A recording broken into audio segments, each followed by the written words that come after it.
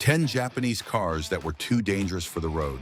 Today we're exposing the true JDM heroes, the engineering masterpieces of Japan that were so powerful, raw, or twitchy that they became notorious for taking down inexperienced drivers. These cars were dangerous not because they failed, but because they succeeded too well, pushing the limits of physics and driver skill on public asphalt. They demanded total commitment, and if you weren't ready, they punished you severely. You won't believe which high-revving icon was dubbed the Widowmaker, or which tiny car had literal escape problems. Let's dive into 10 Japanese cars that were simply too dangerous for the road. 10. Honda S2000 AP1. Kicking off the list is a car so beautiful and precise that its violence often comes as a complete shock. The early Honda S2000, chassis code AP1.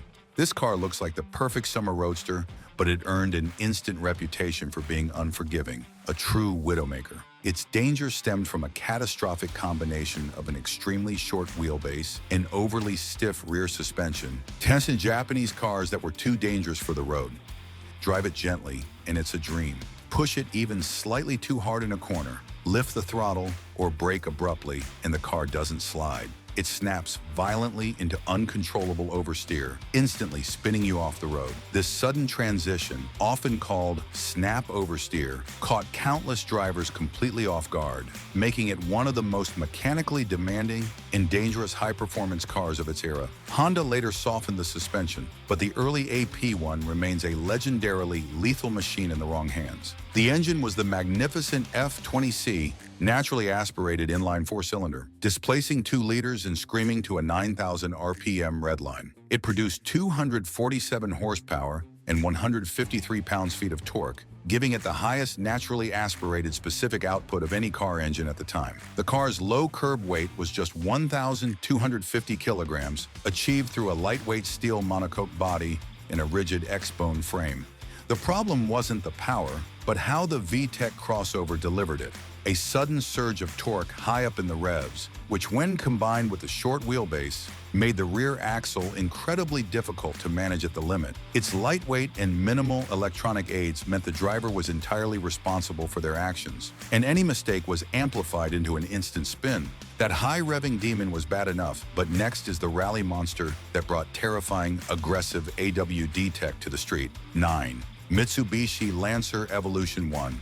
The Mitsubishi Lancer Evolution 1 was born for rally stages, not morning commutes, and it drove exactly like a Group A special, raw, brutal, and terrifyingly efficient. This car was created by stuffing the drivetrain of the much larger Galant VR4 into the compact, lightweight Lancer chassis. The result was a homologation special that was simply too much car for the average driver. While its AWD system provided unbelievable grip under acceleration, its short wheelbase and incredibly aggressive chassis tuning meant that when liftoff oversteer kicked in, often in the wet, the transition was immediate and violent, snapping the tail out without warning. This extreme aggression, combined with zero driver aids and a tendency for components to fail under heavy abuse, made it a true mechanical and handling hazard on public roads.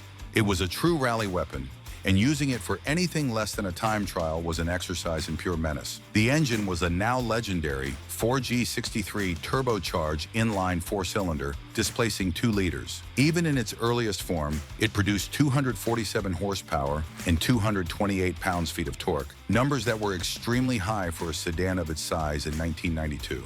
The Evo in Alwarn was a lightweight for a sedan, with a stripped-down RS version boasting a curb weight of just 1,238 kilograms. The steel monocoque body was rigid, and power was delivered via an all-wheel drive system with a viscous limited-slip rear differential. This combination gave it a 0 to 60 miles per hour time of around 5 seconds, allowing it to destroy supercars. The danger lay in its uncompromising nature. The steering was heavy, the suspension was rock solid, and the car's only safety feature was the driver's own skill and judgment. A tall order for a machine built to run flat out on gravel. That AWD Rally Brute was unforgiving, but the next car was a tiny hatchback with a turbocharger so large it made the car physically unstable.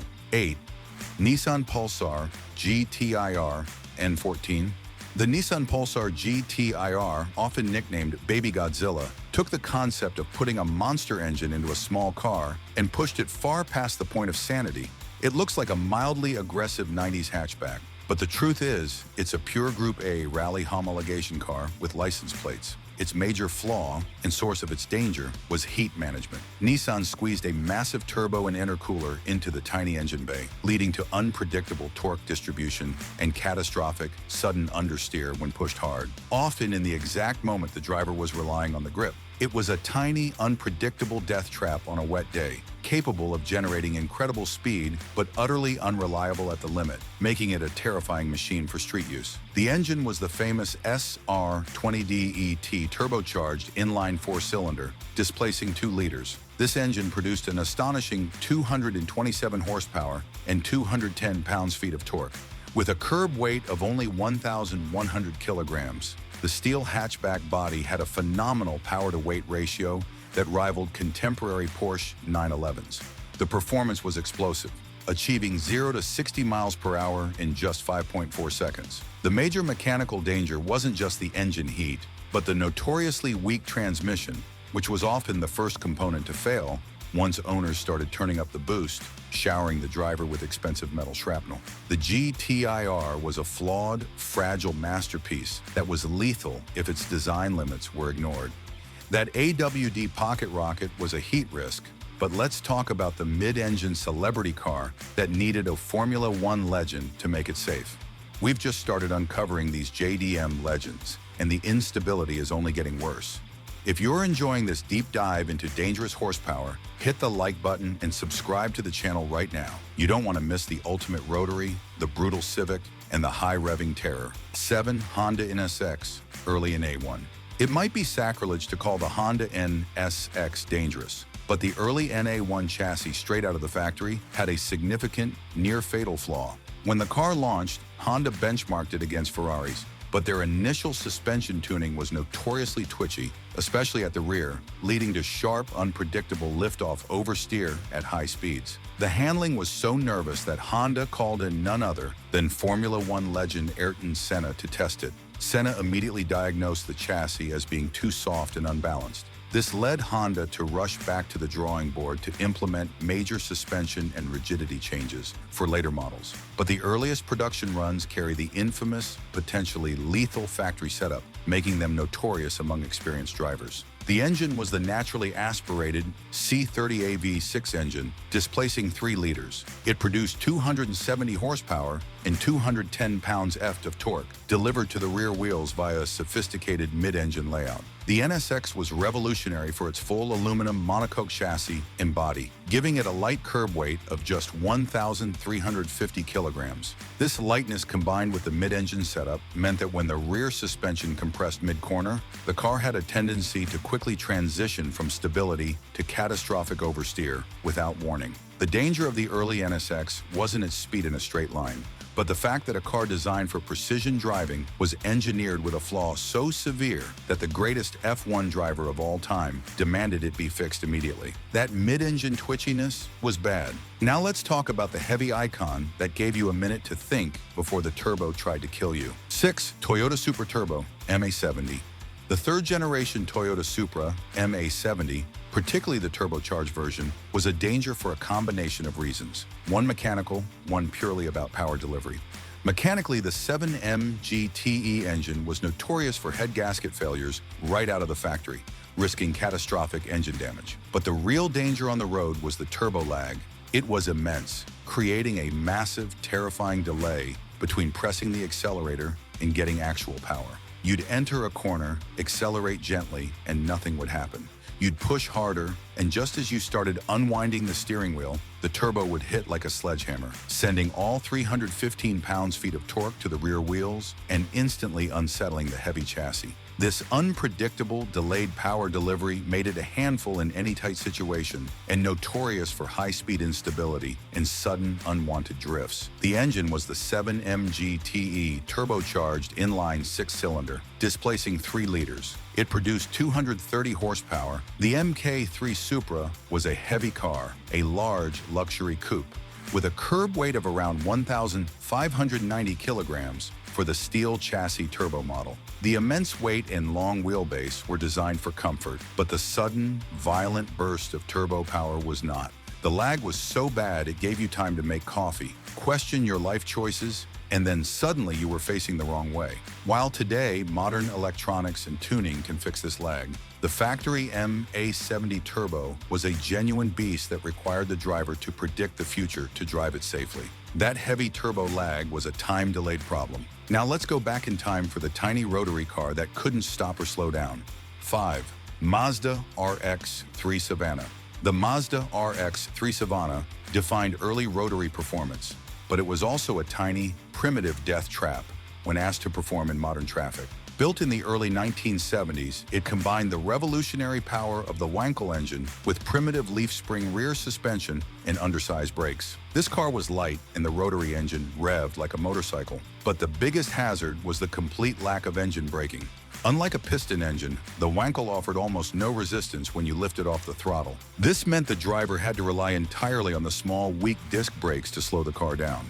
Try to corner aggressively, and the combination of high speed, minimal braking capacity, and a primitive, easily unsettled suspension made it a disaster waiting to happen. The engine was the powerful 12A two-rotor Wankel, displacing 1.1 liters equivalent. It produced around 110 horsepower and 100 pounds-foot of torque. The RX-3 was extremely light, with a curb weight of around 880 kilograms for the coupe model. The steel monocoque body provided surprisingly good rigidity, but the handling limitations were immense. The danger of the RX-3 was the combination of its featherweight chassis and the constant high speed the rotary encouraged, paired with obsolete braking technology. You didn't just drive an RX-3, you were constantly managing a crisis of speed, knowing the single rotor could push you past the limits of the chassis and brakes in an instant. That primitive rotary was dangerous in a straight line. Now let's look at the car that killed more young enthusiasts in corners than any other JDM machine. We've just hit the halfway mark. If the sheer danger of these JDM icons has gotten your attention, make sure you smash that like button and subscribe. The final 4 cars, including a tiny mid-engine killer, are the most lethal yet. 4. Nissan Silvia S13 Turbo JDM. The Nissan Silvia S13 is the foundation of drifting culture, but it's also the single most notorious car for young enthusiasts spinning out and wrecking. The S13's danger came from a combination of its low price, easy tunability, and the lethal characteristics of its turbo engine. The car was cheap, making it accessible to inexperienced drivers who immediately cranked up the boost. The resulting power curve was extremely peaky, delivering a violent, sudden burst of torque mid-corner, which is exactly what leads to catastrophic, unavoidable oversteer. This phenomenon, where the car suddenly snaps sideways due to unexpected boost, is what led to the Silvia tax, an extremely high insurance premium due to the sheer number of S13s wrapped around trees and poles. The engine was the fantastic SR20DET turbocharged inline 4-cylinder, displacing 2 liters. The JDM versions produced around 205 horsepower and 203 pounds-feet of torque. The S13 was light and agile, with a curb weight of around 1,150 kilograms for the K's trim. The steel monocoque chassis featured Nissan's advanced multi-link rear suspension, which offered phenomenal grip at the limit, but the turbo power meant that limit was often surpassed violently. The danger was the car's perfect balance. It was built to be thrown sideways, but its unforgiving on-off-power delivery required professional-level skill to manage the inevitable turbo snap in a delicate street corner. It was a victim of its own perfection as a drift machine and its accessibility to drivers who were simply not ready for its fury. The Silvia was dangerous because of turbo lag. Now let's look at the rally car that was structurally flawed and unstable even at the factory level. 3. Toyota Celica GT4 ST205. The final Toyota Celica GT4 ST205 was the culmination of Toyota's WRC dominance, but its structural and handling characteristics made it notoriously dangerous on the street. It was designed with a sophisticated super strut suspension system, which, while brilliant on paper, was complex and prone to catastrophic failure if not perfectly maintained. Furthermore, the car's high-powered turbo lag, combined with the aggressive AWD system, meant it had a tendency to violently transition into lift-off oversteer if the driver backed off the gas mid-corner, a trait amplified by its unique rally structure. Its fame is also tied to its dishonesty. Toyota was infamously caught with an illegal turbo restrictor cheat, which means the road-going version was structurally designed to accommodate a high-powered anti-lag system that was not functional for the public, leading to an engine that was inherently unbalanced for street use. The engine was the 3SGTE turbocharged inline four-cylinder, displacing 2 liters. It produced 251 horsepower and 223 pounds-feet of torque in JDM trim, making it the most powerful Celica ever. The Celica was a relatively heavy coupe due to its hardware, with a curb weight of around 1,390 kilograms. The steel chassis was rigid and featured permanent 50/50 AWD torque split. The combination of a highly complex, fragile front suspension system and the erratic power delivery, smooth at first followed by a huge sudden turbo hit, made the ST205 a demanding and potentially dangerous machine for the average enthusiast, requiring constant attention to its maintenance and driving limits. That rally weapon was structurally complex. Now let's talk about the unique, tiny car that was too fun to drive and too risky to crash. 2. Autozam AZ1. The Autozam AZ1 is less dangerous due to speed and more dangerous due to its existential weirdness. This mid-engine K car is an automotive anomaly, featuring gull-wing doors and sharp styling that make it look like a shrunken Lamborghini. Its low curb weight and short wheelbase made it inherently twitchy at high speeds, but the primary danger lay in its doors. The iconic gull-wing doors were designed for style, not safety. In the event of a rollover accident, the doors could easily become jammed or pinned, trapping the driver inside a tiny, fiberglass-bodied car. Furthermore, the immense width of the door meant you couldn't reach toll booths or drive-thrus without completely lifting the door and exposing the entire cockpit. The engine was the tiny F6A turbocharged inline 3-cylinder, displacing the mandatory 660 cubic centimeters. It produced 64 horsepower and 63 pounds-feet of torque. The AZ1 was built on a steel space frame chassis with fiberglass aluminum body panels, resulting in a curb weight of a feather-light 720 kilograms. This ultra-low weight and mid-engine, rear-wheel drive layout gave it that incredible go-kart feeling, but it also meant zero mass to absorb impact. The car was so small and low that driving it in modern traffic felt like operating a tiny fiberglass bathtub,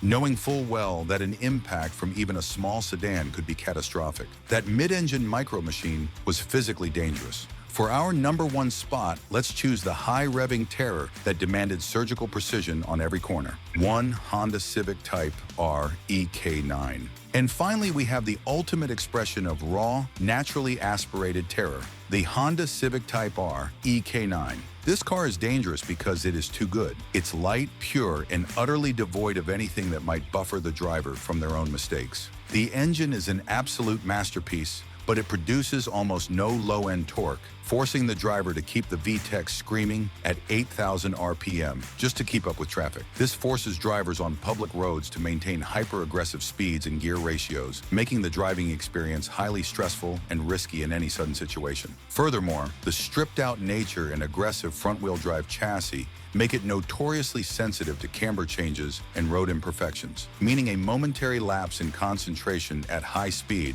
can send the lightweight car violently off course. The engine was the hand-built B16B naturally aspirated inline 4-cylinder, displacing 1.6 liters. It produced an incredible 182 horsepower and 118 pounds-feet of torque, with peak power arriving late and violently. The EK9 was built on a seam-welded steel monocoque body, stripping away sound-deadening and luxury items to achieve a curb weight of just 1,070 kilograms. This exceptional lightness combined with the FWD layout and short gearing made the car explosive, achieving a 0 to 60 miles per hour time of around 6.5 seconds. The danger is structural and philosophical. It's a track car with minimal soundproofing, razor-sharp steering, and zero torque forgiveness, demanding 100% of the driver's attention 100% of the time. And there you have it, 10 Japanese cars that were too dangerous for the road, not because they were badly built, but because they were too honest, demanding skills few drivers actually possessed.